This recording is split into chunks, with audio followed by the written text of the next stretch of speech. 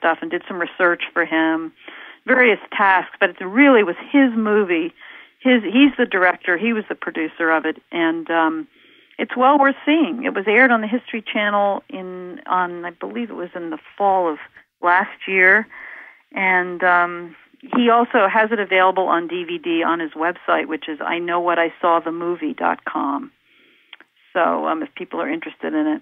And it does have a number of the people in the film who are also writers for my book, so it does give people who've read the book a chance to see what some of these guys are actually like. What do you think has engaged the courage of so many people to come forward in these high-level positions? Do you think it's just that so much time has passed, they're no longer scared? What is it? Why are they coming forward? What do they think is going to happen from coming forward and talking with you? Well, I think, of course, a number of them are retired. Most of them are, so at least they're not under the kind of restrictions they're under when they're not retired. So that sort of, in a way, frees them up. And I think these are people that really have conviction. I mean, when you've been either involved with this as an official investigator, like many of them have, or you've actually been a witness to it yourself, you have a certain conviction about wanting to find out what the thing is, wanting there to be more investigation. You want to get the word out there to people because they believe this is a very important issue. And I just think there's passion and conviction behind it for them because they've been so directly involved. And, this is an opportunity. My book was certainly an opportunity for them to all come together in one place in a framework within the context of a narrative that they all felt very comfortable with because of the way I present the subject. I mean, they were totally simpatico with the approach that I had.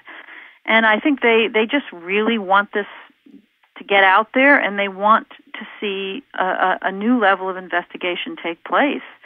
And they believe in it. So because these people were not really taking any kind of huge risk in doing so, because they are retired and free to talk about it, some of them anyway. And the others they're just people that believe very strongly in getting the word out and are willing to risk whatever it takes to do that, and they have a lot of courage. I thought it was fascinating to also find out about the Civil Aviation Authority, similar to our FAA, but a CAA in Britain, and how different the reporting systems are between U.S. and Britain. And I was wondering if you could talk a little bit about that. Sure, and I agree with you, Kim. I think that is such an important point, and it's illustrated beautifully by two cases that are covered in the book, the O'Hare UFO case, which occurred in the United States in 2006, and then there was the one over the Channel Islands with a pilot flying in the UK area in 2007, only 6 months apart. And basically, the CAA, which is the equivalent of our FAA in Europe, has reporting forms available for pilots. If they see something, they file reports. They don't think twice about it. They'll land their plane. They'll submit a drawing, a detailed description, all the information from the data that's needed to document the flight and where the things were. They'll find out if there was any radar. I mean, it's a process that is just very natural to these people and is built into their system. And, this pilot, Ray Bowyer, who was involved with this 2007 sighting, which people may have heard about, was really amazed when he came over here in November of 2007 to our press conference and learned about the fact that American pilots are actually, get the impression not to report these things. They don't report them. They're given messages not to do it.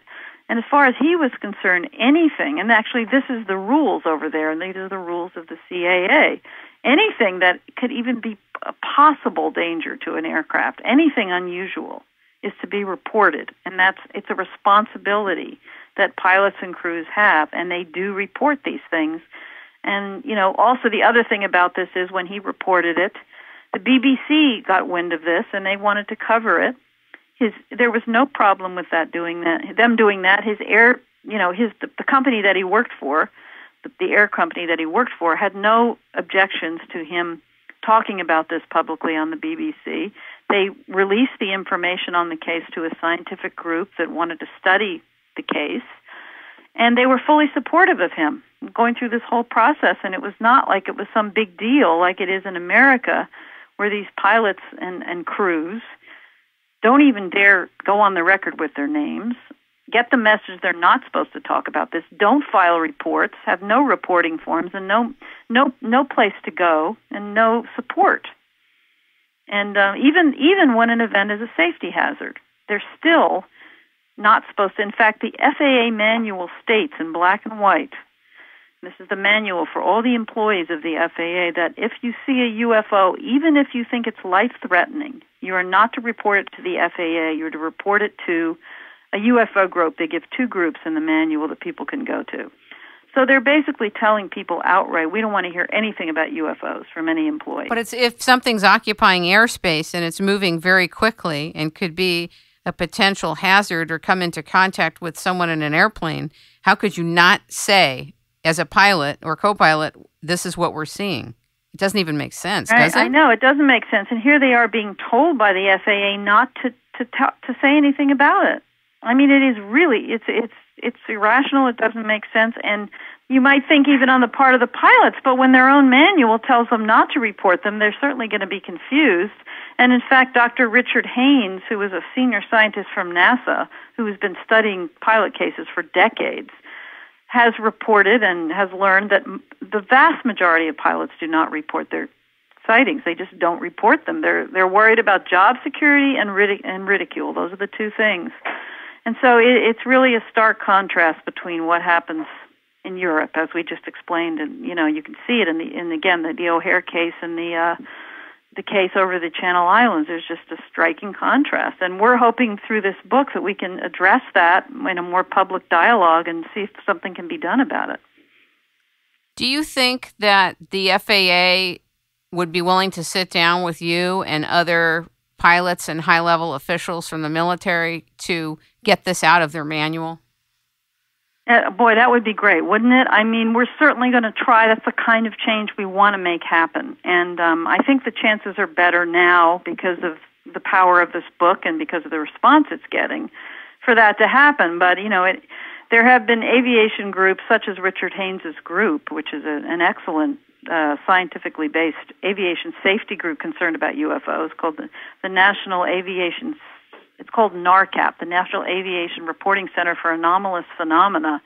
They have been trying to approach the FAA and other aviation aspects of, aviation unions and all kinds of groups, safety-oriented groups for a long time about this, and have not just really haven't gotten the response that they should have gotten. So there is a mountain of resistance within the aviation community, but we're going to keep beating on the wall, and maybe we'll be able to do it this time because of the impact of this book. That's what we're hoping. And thank God for the internet, so hundreds and millions of people can participate in helping move your body of work forward in the book and get it to people who will eventually come forward.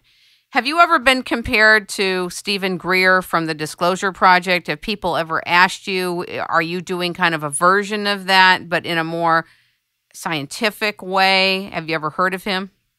I've heard of him, sure. I actually knew him years ago. I don't think I've been compared to him and been asked that question. I've never been asked that question before, but I actually, back when he gave his press conference in 2001, I believe it was, in Washington, I was involved in helping to set that press conference up.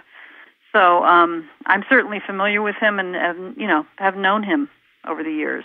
When you spoke with Fife Symington III, the former governor of Arizona, I guess he doesn't plan to go back into politics because he was willing to come forward. And I was wondering if you could share a little bit about that, because that's somebody who has been directly involved in politics. And even though he's not the governor anymore of Arizona, he still came forward. And I thought that was profound. Me too. I mean, I really think his transformation is profound and so fascinating because I don't know of any other political figure who was, in the position comparable to his, who was also a witness, tried to ridicule the thing, and then came around later and completely reversed himself. It's pretty unusual.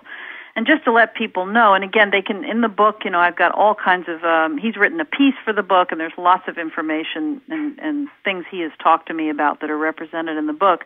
But to put it in a nutshell, he was governor of Arizona during the Phoenix Lights incident of 1997, when hundreds, if not thousands, of citizens of Arizona witnessed these tremendous craft for about an hour and a half. he actually saw it himself, but as the governor, but never said anything